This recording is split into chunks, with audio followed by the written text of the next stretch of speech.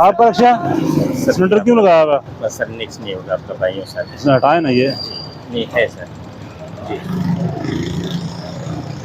बम बम लेके फिर रहे हो, साथ सवारियों में बैठी हैं। नहीं करूँगा बस मैं बस रक्षा छोड़ किराया आप ले रहे हैं पेट्रोल का, चल आप गैस पे रहे हैं। ये पूछ ले सर क्या पूछ ले? इससे 2-3 मुर्गा के 500 रुपए पे बिठाया हुआ 500 थोड़ा है पर मुर्गा का सर कम है। कितना कम है? 180 रुपए लेते हैं सर।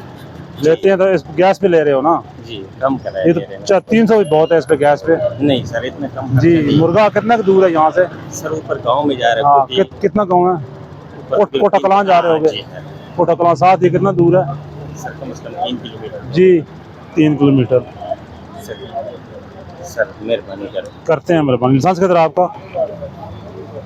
सर ड्राइवर रक्षे का लाइसेंस ही नहीं है। जी रक्षे का लाइसेंस है ही नहीं। हेलमेट भूल गए, आईडी कार्ड बना नहीं है, लाइसेंस बना नहीं है, काफ़ी भूल गए आप। अभी क्या करें बताएं?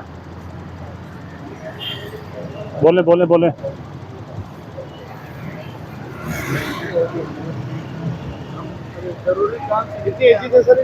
17 साल।